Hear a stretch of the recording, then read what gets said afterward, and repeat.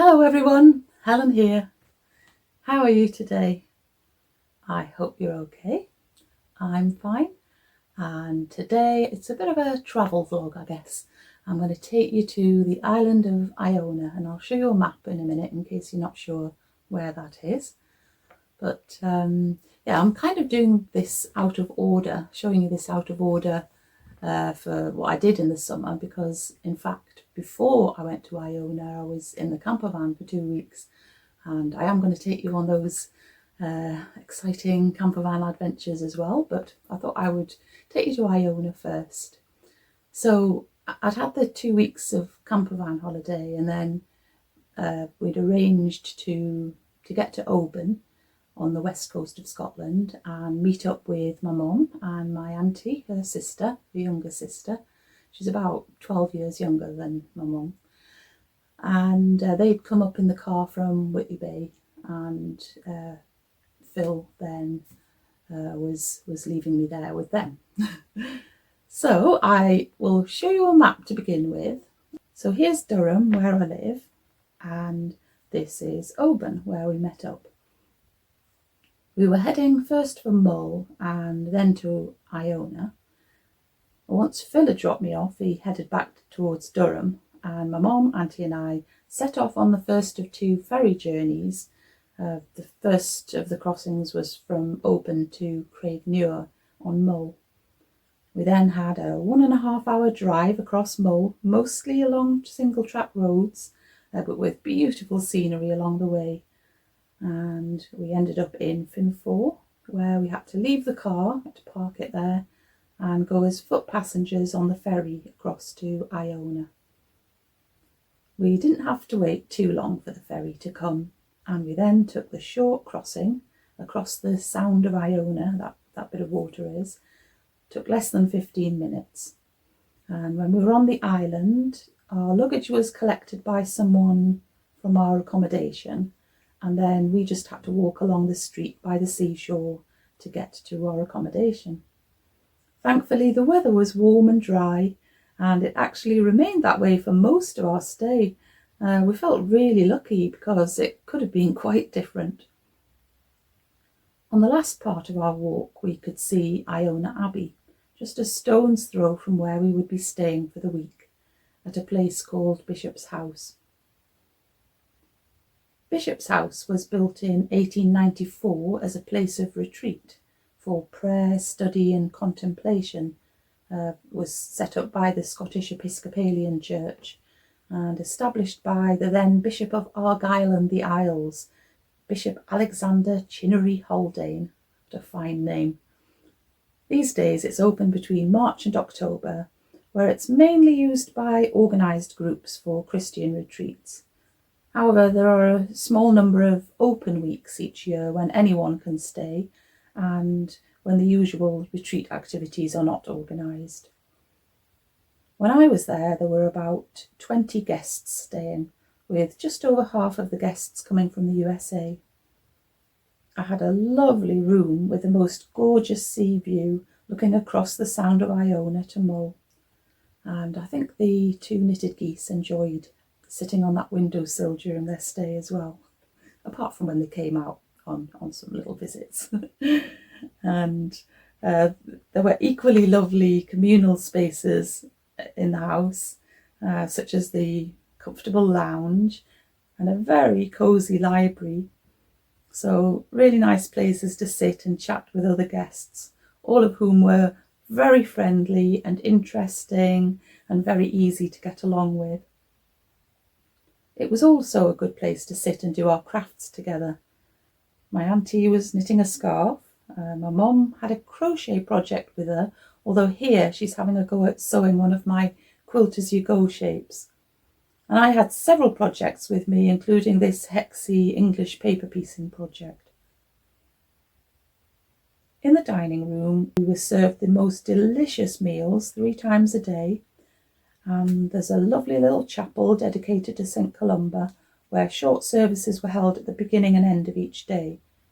And I did even play the organ for one of the services. There are well-kept gardens at the front of the house. And at the back you can walk across the garden and through a gate that leads onto a small beach. And more than once I came down here for some quiet contemplation, accompanied by the soothing sounds of gentle waves.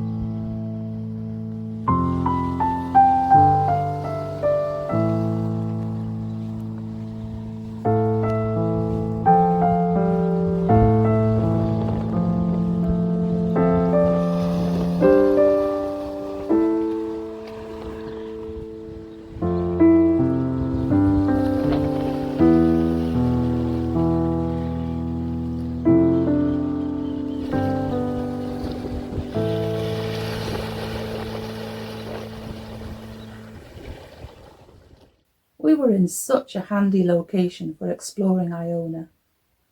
My mum had taken her rollator with her, he's called Roland, complete with the rather snazzy waterproof covers that she made for him, and it proved capable of dealing with all kinds of terrain.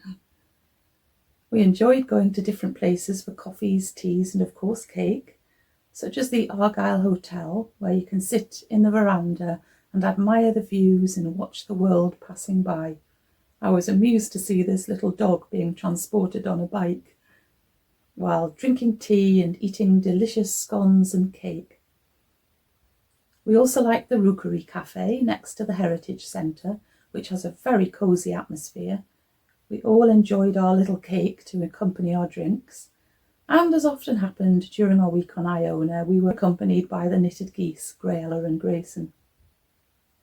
Another favourite place for coffee or hot chocolate was the Iona Craft Shop. Only outdoor seating, but no problem while the rain stayed away. I'll take you inside the shop a little later. Sometimes just my auntie and I went for a little walk.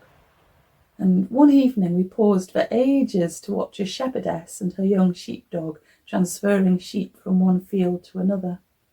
There was one very stubborn sheep who needed a lot of persuasion to move, and the sheepdog was oh so patient, but determined that the sheep would do as it was told. Most of the sheep very slowly made their way in the right direction, just occasionally getting distracted by something and trying to go off the wrong way. Although eventually every sheep was successfully moved into the new field. We could cross a grassy field to take a shortcut to our accommodation, taking us past the abbey, and although it was muddy and rocky in places, the views and the grasses and wildflowers were just beautiful. We went to a couple of events that were taking place while we were on the island. There was a talk by an author on the topic of hope, which provided a little food for thought, although it wasn't as enlightening as I'd hoped. And in Iona Library, we went to a short concert given by a local singer-songwriter called Jerry Akehurst.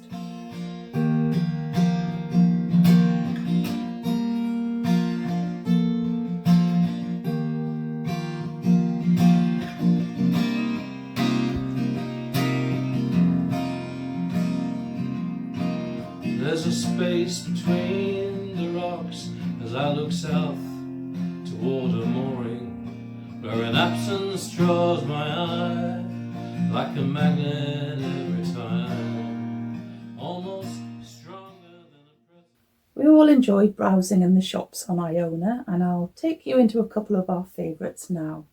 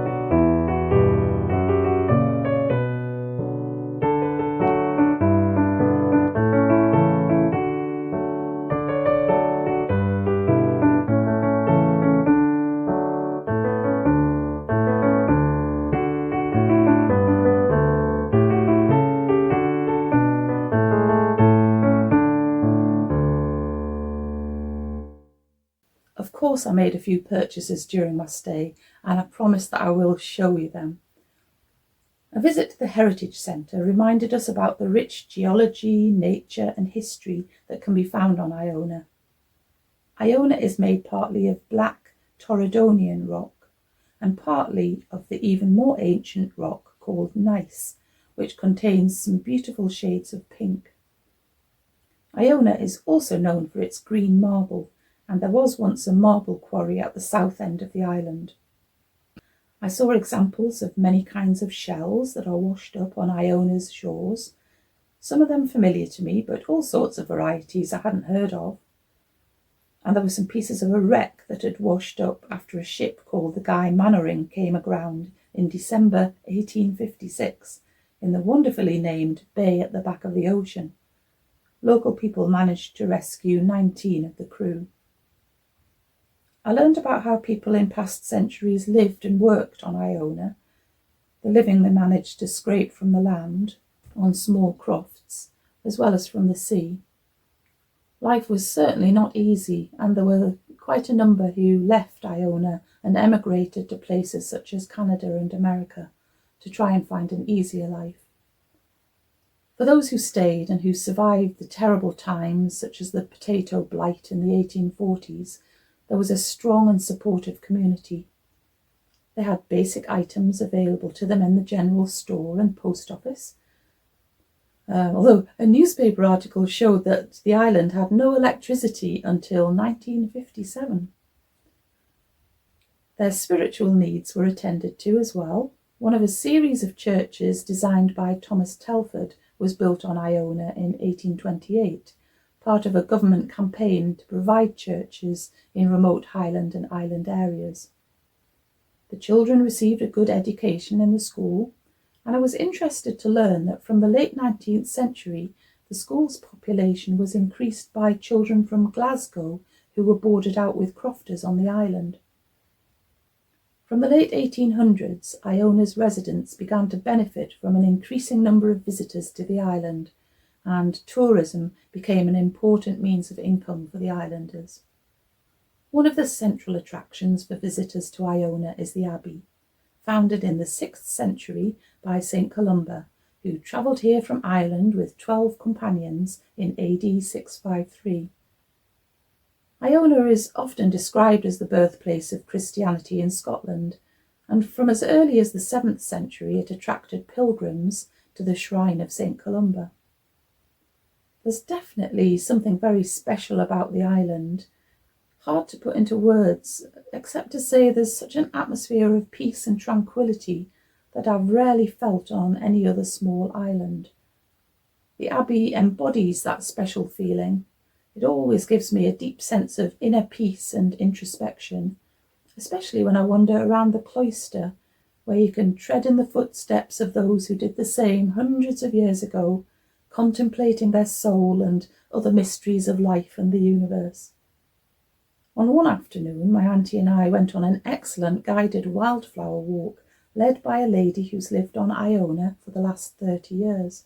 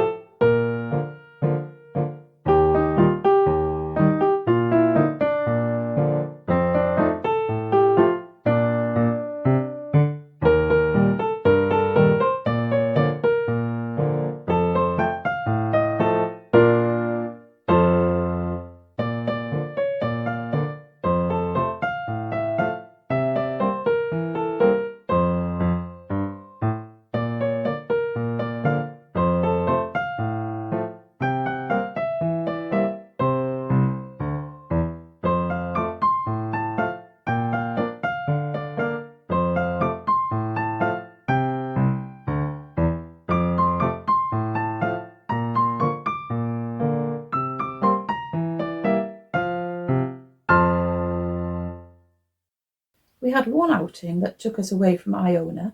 We went back across to Mull on the ferry to visit a place that I went to a couple of years ago during a campervan trip, the Ardalanish weaving mill. On that occasion, I bought a piece of the tweed that had been woven there, and I wanted to return to show them what the fabric had become. My mum expertly turned the piece of fabric into a beautiful poncho or cape for me, so I was happy to model it for the staff there. And I will chat about that beautiful item another time. We had a good look in the weaving shed, and as soon as I saw and heard one of the looms at work, I knew that I'd have to write a piece of music to go with it.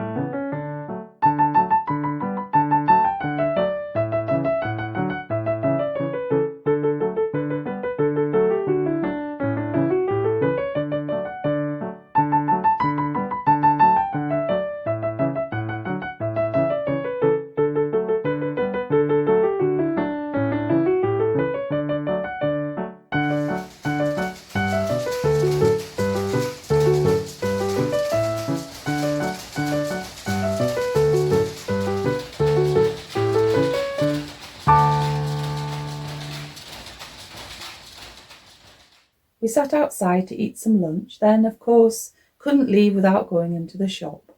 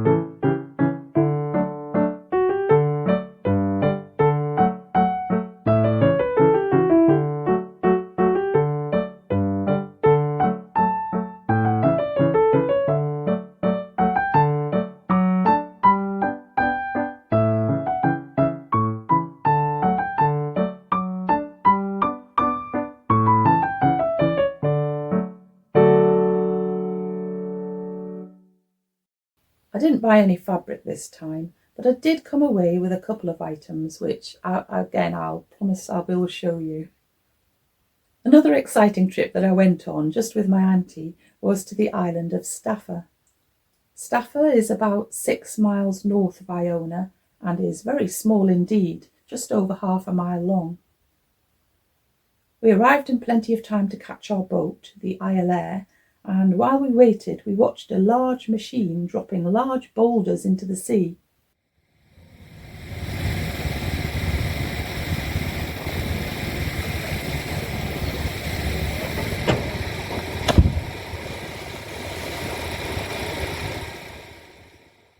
They're currently constructing a breakwater. Our boat came alongside the harbour and tied up so that we were able to get on board. The day was rather grey, but on the outward trip at least, the sea was very calm.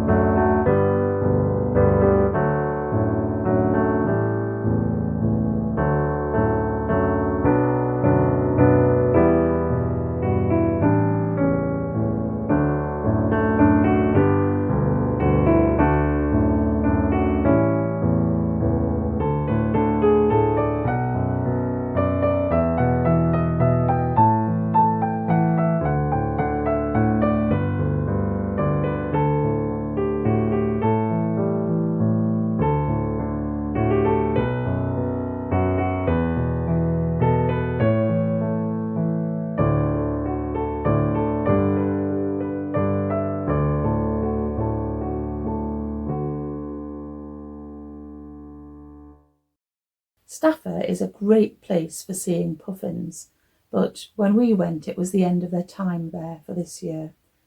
And anyway, our mission was to go to see Fingal's Cave. My auntie had been to Staffa a year previously, but had felt too wobbly to go into the cave, and this time she was determined that she would do it. We marvelled at all the rock formations around us, formed by volcanic activities 60 million years ago. The name Staffa comes from the Old Norse, meaning pillar island, recognising the huge pillars created by a slow cooling lava flow, long structures that are mostly hexagonal in shape, although there are some 5- and 7-sided pillars too. We carefully made our way across the tops of these hexagonal pillars, some of the time with a railing to hang on to, and sometimes with some extra man-made steps, until eventually we turned the corner, ready to enter the cave. There are no railings on the sea side of the narrow ledge that goes along the side of the cave's wall, and it definitely is rather scary. But my auntie conquered her fear and followed me in, and here's a photo to prove that she made it. I'm not surprised that many people have been artistically or musically inspired by the cave. The composer Mendelssohn was inspired by the booming swell of the waves inside the cave to write his famous piece of music. I stayed in a bit longer, partly because the knitted geese had to be photographed too, though it was slightly tricky dodging the other visitors, and at one point poor Grayson got stood on by a careless man. Thankfully all was well, and after a little breather looking out across the sea, we made our way back towards the landing place for our boat, ready for our return journey. This time the weather wasn't so kind. It began to rain and a thick mist descended for most of the way back, with the sea becoming a little choppier too. However, we were lucky enough to have another encounter with a pod of common dolphins, though their appearance was rather brief and difficult to capture just with my phone, so I definitely needed to do this slow motion action replay. I don't know what it is about seeing dolphins, but they definitely seem to give me and lots of other people a surge of happiness when you see them travelling alongside the boat that you're in. That was the only damp day during our week, and on other days we were rewarded by plenty of warm sunshine, good days for just hanging out on white sandy beaches by a turquoise sea. I took my knitting out with me a couple of times and enjoyed the quiet lapping of waves as my only soundtrack. And sometimes I just sat and watched the water slowly swirling around the rocks and moving the seaweed about in a very gentle way. Such a brilliant way to slow oneself down and forget about all the troubles of the world. On our last day, I took a walk across the fields past Iona Abbey, making my way towards the north end of the island, a place called the White Strand of the Monks, where at the beginning of the 9th century a group of monks came to a very unfortunate end when they encountered some raiding Vikings. It's hard to imagine such violence when you visit the bay now. After sitting for a while with my knitting, I met up with my auntie and we had a lovely time together paddling in the sea, which really wasn't too cold at all, and I just loved the feeling of the water trickling over my toes and my feet being nestled by the fine sand. My auntie was wearing sensible clothing for the occasion, as you can see here, but I soon discovered that my rolled up trousers were not rolled up quite far enough. Look out for the wave that came to surprise me.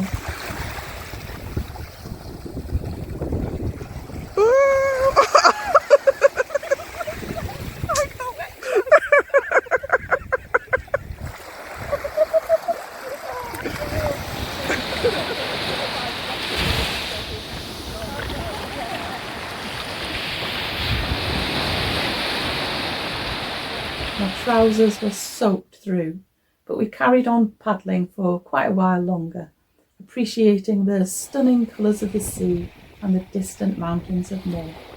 What an absolutely delightful finish to our week. So we really did have an absolutely fabulous time on Iona. It really, that one week enriched my life in so many ways.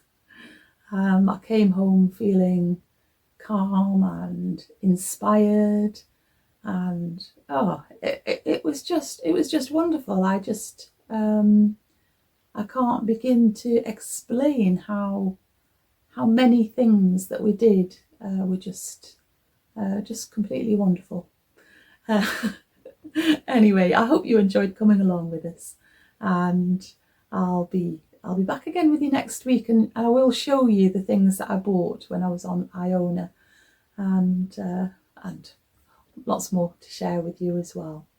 But until I see you again, take great care of yourself, keep nice and busy, and I'll be back again very soon. Okay, bye.